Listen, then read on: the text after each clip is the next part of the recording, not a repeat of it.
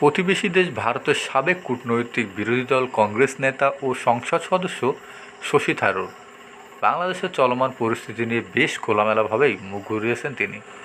কথা বলছেন ভারতে পালিয়ে যাওয়া ক্ষমতাচ্যুত প্রধানমন্ত্রী হাসিনার রাজনৈতিক ভবিষ্যৎ নিয়েও।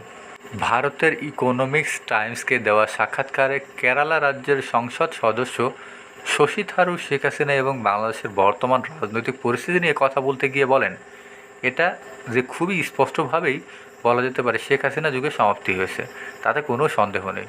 তার বয়সও ৭৬। আমি মনে করি না যে তিনি দেশে প্রত্যাবর্তন করতে নির্বাসনে রয়েছেন। এটা করা বোকামি হবে। ওদিকে ৭ আগস্ট ভারতের সংসদ চত্বরে ভারতীয় গণমাধ্যমকে দেওয়া এক সাক্ষাৎকারে শশী থারুর বলেন, বাংলাদেশের চলমান পরিস্থিতিতে বাংলাদেশের জনগণের পাশে থাকা উচিত ছিল ভারতের। অন্তর্বর্তী সরকারের প্রধান উপদেষ্টা নোবেলজয়ী ডক্টর মোহাম্মদ ইউনূস খুবই ভালো লোক। আমি ব্যক্তিগতভাবে তাকে চিনি। উল্লেখ্য, শশী থারুর আন্তর্জাতিক অঙ্গনে ব্যাপক পরিচিত এবং প্রশংসিত। তিনি ইতপূর্বে জাতিসংঘের আন্ডার সেক্রেটারি জেনারেল এবং ভারতের পররাষ্ট্র ও মানব সম্পদ উন্নয়ন প্রতিমন্ত্রী হিসাবে দায়িত্ব পালন করেছেন।